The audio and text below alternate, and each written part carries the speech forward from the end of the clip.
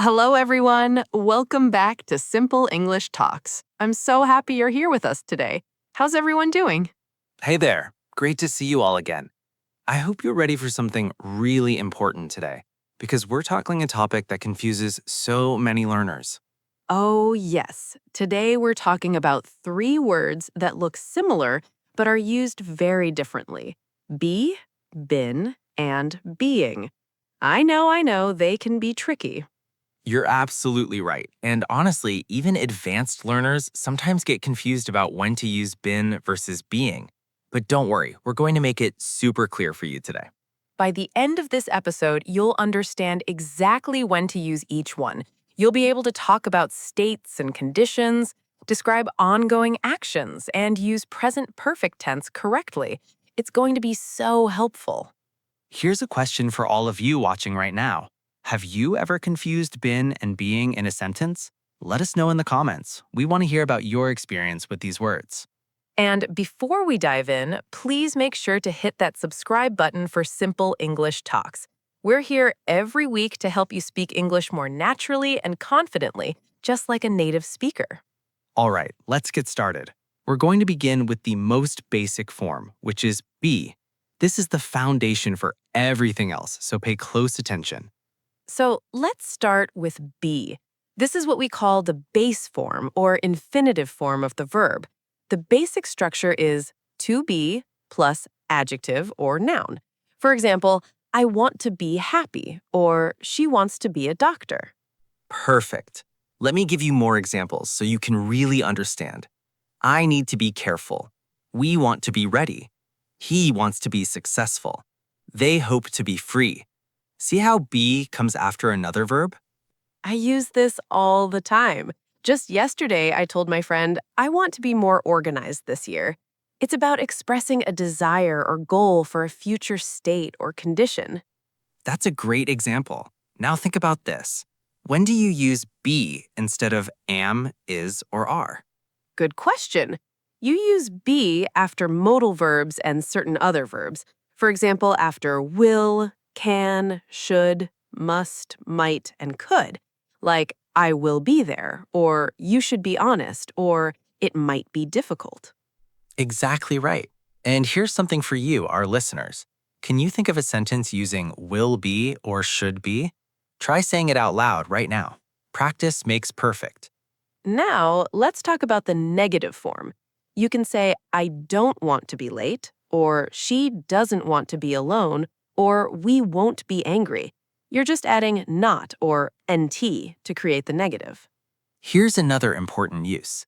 After verbs like want, need, hope, plan, and expect, you use to be. For example, I plan to be there at 5, or we expect to be finished soon. Let me give you some everyday examples that you'll actually use. I want to be fluent in English. I need to be at work by 9. I'm going to be tired tomorrow. These are super common. Can you see the pattern here? Be is the base form, and you use it after other verbs or modal verbs.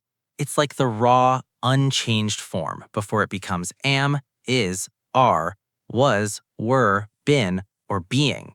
One more thing, you also use be in commands or suggestions, like be quiet, or be careful, or don't be sad. It's direct and simple. Perfect summary. So remember, be is the base form. Use it after modal verbs like will, can, should. Use it after to, like want to be or need to be. And use it for commands. That's your foundation right there. Now, let's move on to been. This one is so important because you'll use it all the time when speaking English naturally. Been is the past participle form of be. Right. The main use of been is with present perfect and past perfect tenses. The structure is have or has been or had been.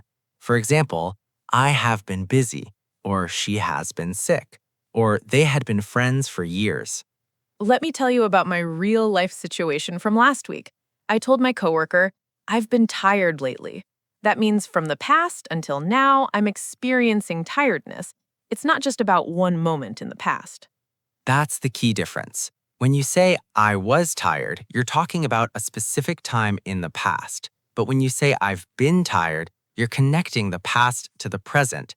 It started before and continues to affect you now. Here are some everyday examples you'll hear constantly. I've been to Japan. She's been learning English for 3 years. We've been waiting for an hour. He's been my friend since childhood. Notice something important here. I've been to Japan means I visited Japan at some point in my life. It's about experience. Compare that to I went to Japan last year, which is about a specific time. Now, let's compare formal and informal usage. In casual conversation with friends, you'd say, I've been so stressed, or we've been hanging out a lot. And in more formal situations, like at work or in writing, you might say, I have been working on this project for 2 months, or the company has been successful since 2010. Here's a quick practice activity for everyone watching. Think about your English learning journey. How long have you been learning English? Say it out loud. I've been learning English for... I love that exercise. Now, been is also used after modal verbs in perfect form, like she must have been happy, or they should have been more careful, or it might have been true.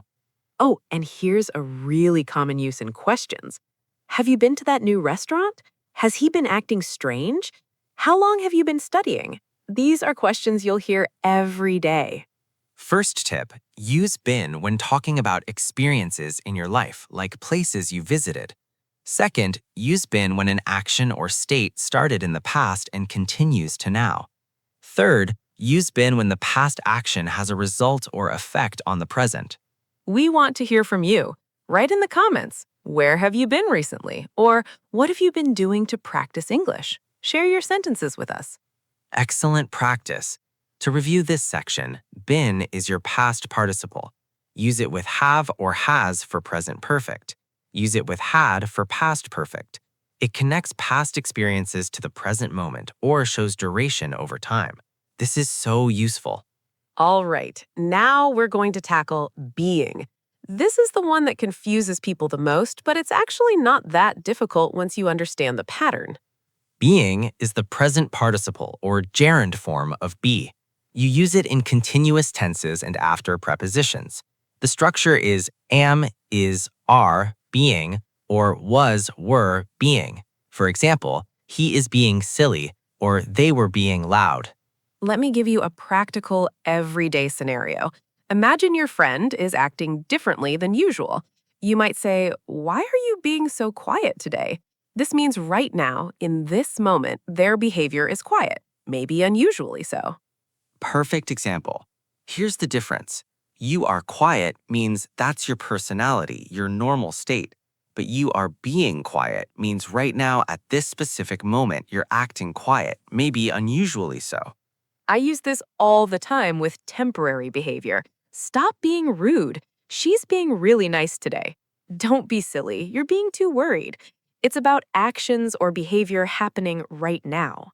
Now, being is also used in passive continuous forms. This sounds complicated, but it's not. For example, the house is being painted, or the problem is being solved, or I was being followed. Here's a tip for politeness and naturalness. When you use being to describe someone's behavior, be careful. Saying, you're being annoying is quite direct. It might sound rude if you're not close to the person. Good point. The tone matters a lot here. With friends, you might laugh and say, you're being so dramatic. But with strangers or in professional settings, you'd want to be more careful. Let's practice with real-life situations. Imagine you're at work and someone is asking too many questions. You might think, he's being very curious today. Or if your child won't eat dinner, you'd say, stop being difficult.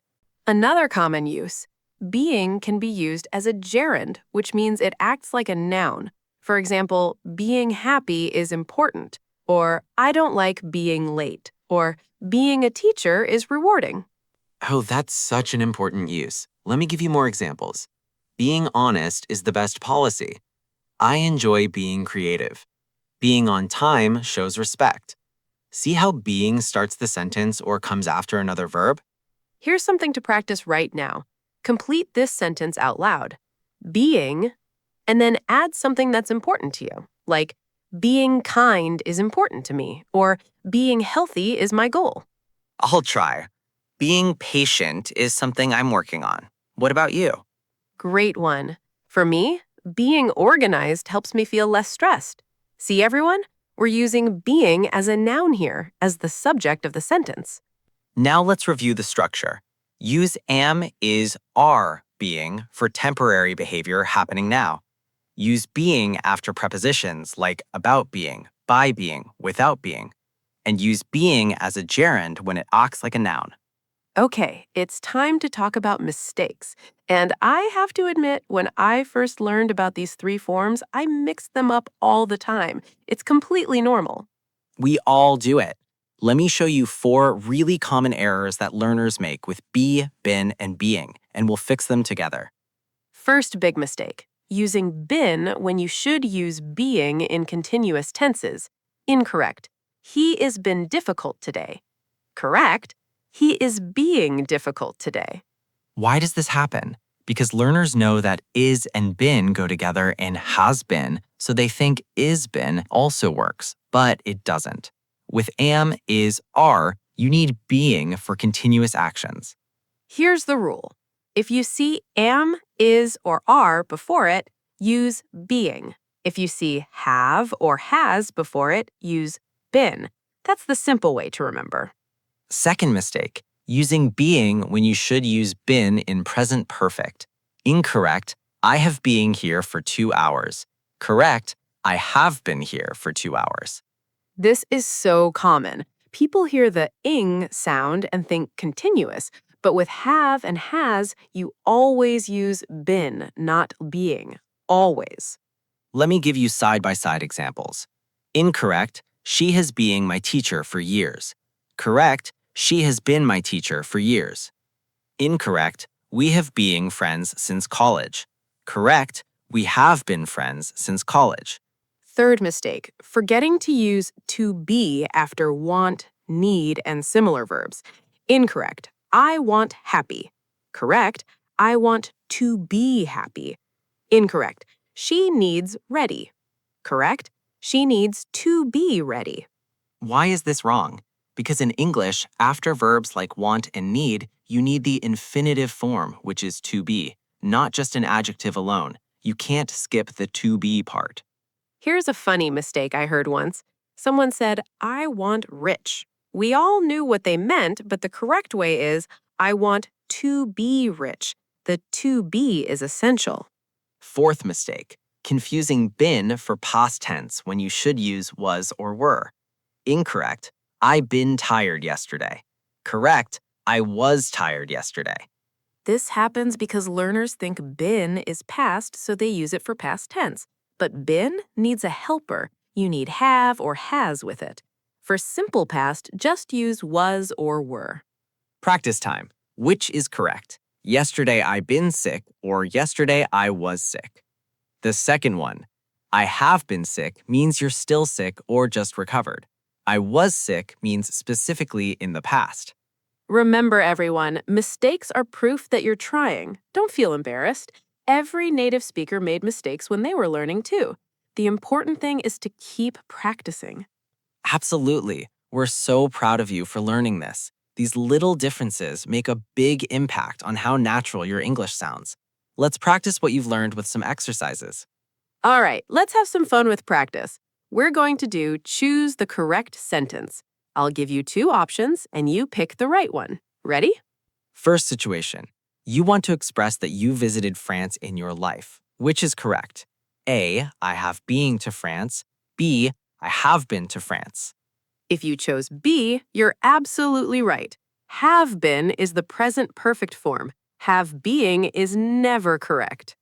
Second situation. Your friend is acting strangely right now at this moment. Which is better?